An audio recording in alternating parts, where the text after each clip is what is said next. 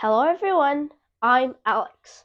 Last time we talked about Jacob heard that his son Joseph became a ruler in Egypt, so he decided to go there and reunite with him. Jacob packed up everything in his house and led everyone. They brought their sheep and cows and set off for Egypt. That night, God spoke to Jacob and said, "Don't be afraid to go to Egypt. I will bless you. Your son Joseph will be with you until the end, and I will bring you back." After hearing this, Jacob felt even more confident.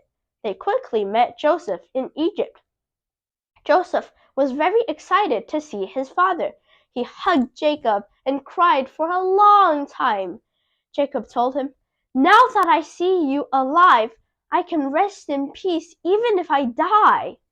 Joseph had a lot of power in Egypt and was loved by Pharaoh. Pharaoh told Joseph, "Your father and brothers have come. You can choose the best place in Egypt for them to live. You can also have them take care of my sheep and cows."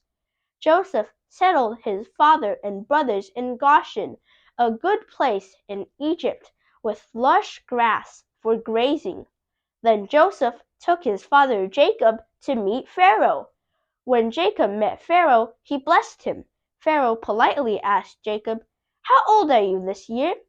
Jacob respectfully replied, "I am 130 years old. The days in this world are short and full of hardships, unlike my ancestors who lived much longer." As Jacob said this, he remembered his past years and couldn't help feeling emotional. His life had been quite tough, but he was grateful that God had taken care of him, leading to the beautiful time he was experiencing now. After meeting Pharaoh, Joseph and Jacob returned to Goshen to settle down, and they lived there very happily. After 17 years, Jacob became 147 years old, and his health was getting worse. One day, Joseph learned that his father was sick.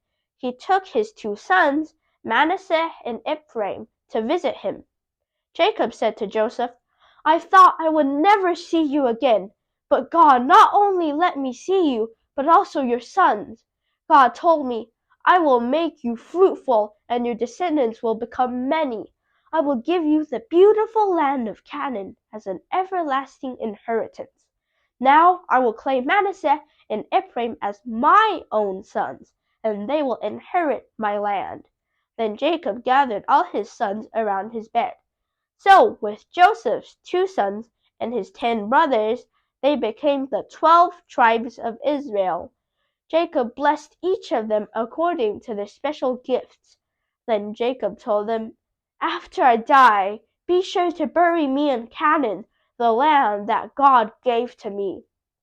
When Jacob passed away, Joseph asked Pharaoh for permission and personally took Jacob's body to Canaan. He buried Jacob with his ancestors and then returned to Egypt. Joseph's brothers were worried that he might seek revenge after their father's death. They were scared. After thinking about it, they lied to Joseph, saying that their father had asked them to tell Joseph to forgive them. Joseph understood their fears and comforted them, saying, "Don't be afraid. Even though you meant to harm me in the past, God had a plan. He sent me ahead to Egypt to save all of us during the famine. I promised to take care of you and your children." Upon hearing this, Joseph's brothers felt relieved. Time flew by, and Joseph grew old.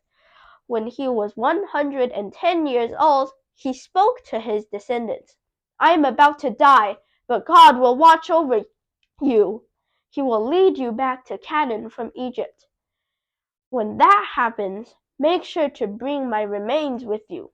After Joseph's death, the Israelites lived in Egypt for hundreds of years.